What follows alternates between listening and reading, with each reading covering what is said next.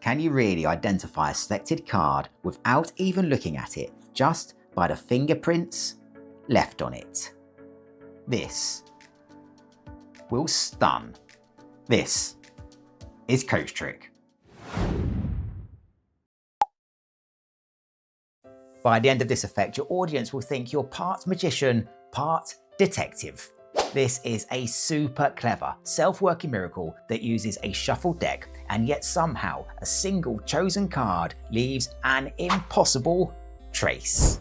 Okay, grab a deck and let's jump into the magic. Okay, so as ever, let's just kickstart by taking a look at the effect itself, demonstrating the power of fingerprints. And we're going to start with a shuffled deck. So just hand the cards to a spectator. They can shuffle those as much as they like. Now, you're just going to explain to the spectator that a little known way to find the selected card is actually by identifying the fingerprints on that card. And this is what you're going to demonstrate. And to start, we just need to take a record of the spectator's thumbprint. So you're just going to take a look through the cards here with a view to removing the Joker card, so just here. And we're going to use this card as a record card to record the spectator's thumbprint. So ask the spectator just to take this card here and to push their thumb really firmly down onto the back of it, just to really clearly leave their print. And you're then just going to place this card to the side. Now we want the spectator to select a random card from the deck just here. So you're going to ask the spectator just to cut off a packet of cards, say between a third and a quarter, something like that, but it's a totally free choice. Let's say they cut the cards just here.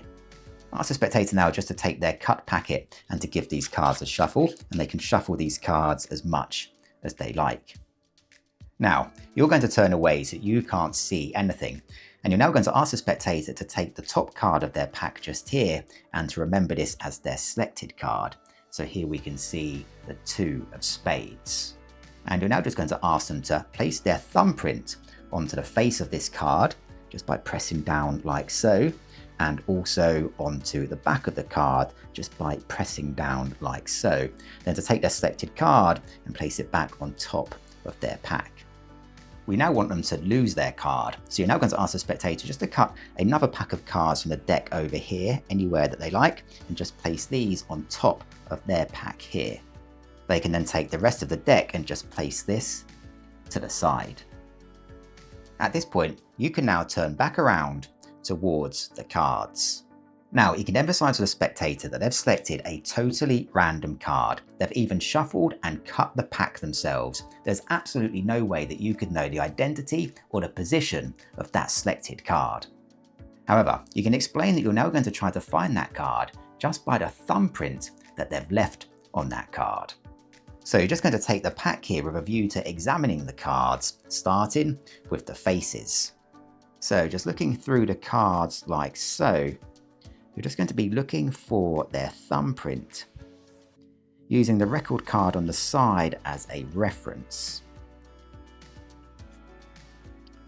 Okay, so explaining that sometimes the light makes a bit of difference. So just tilting the cards a little bit, just trying to catch the pattern of the print.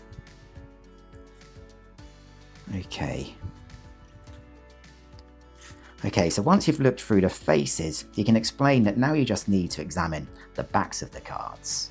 So this time you're just going to place cards individually face down onto the table, examining the backs of them as you go.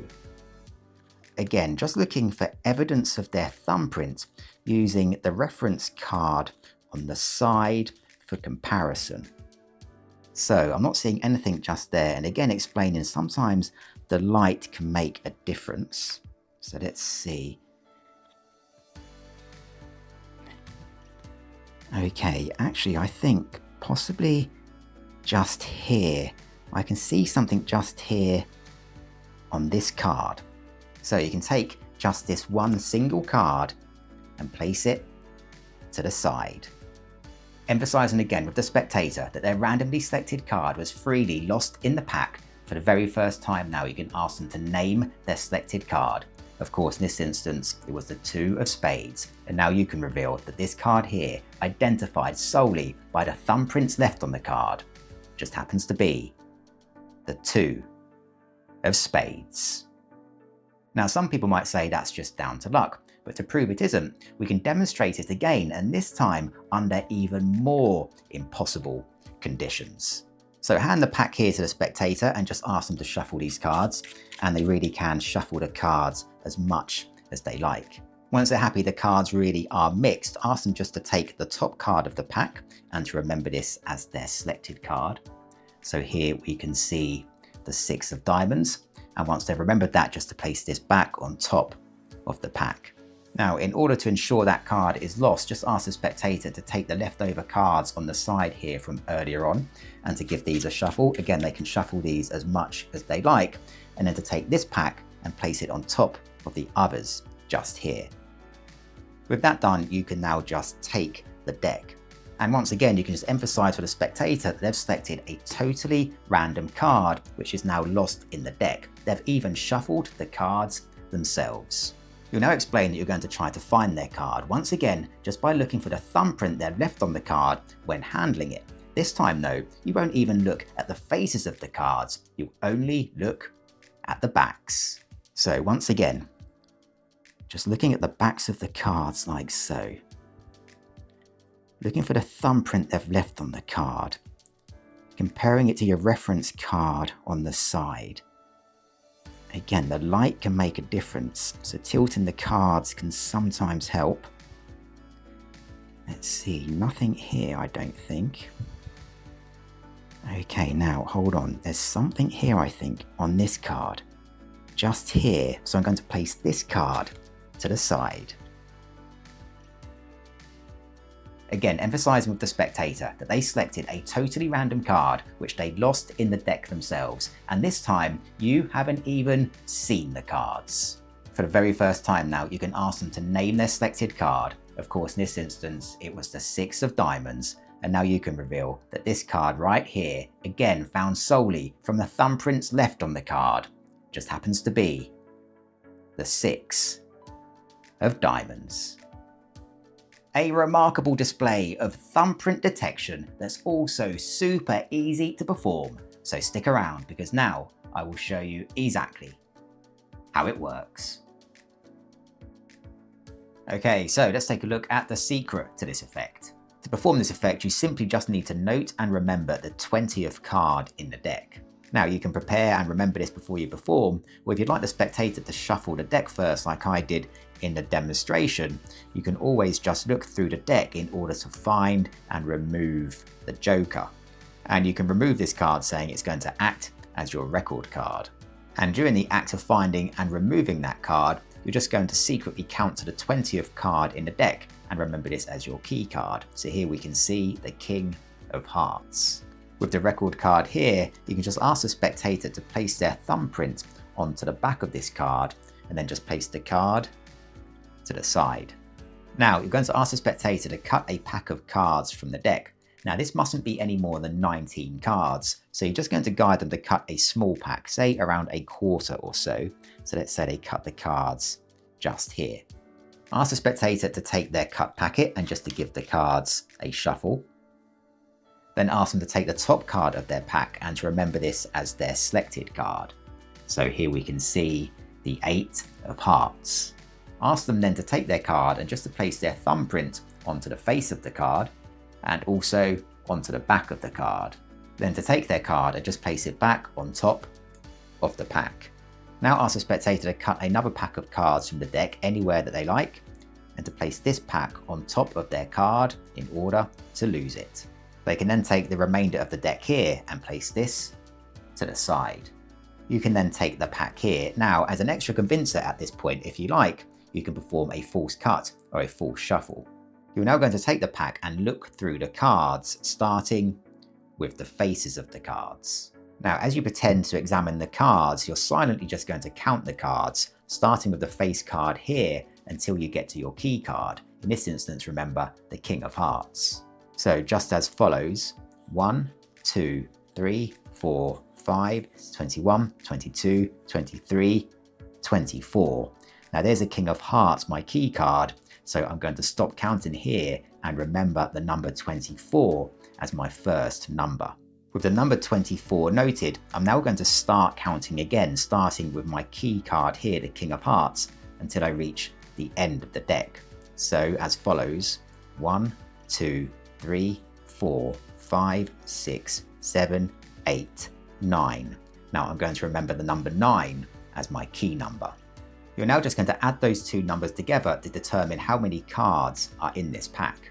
So in this instance, my key number 9 plus the first number 24 equals 33. Now you're going to calculate the position of the spectator's selected card.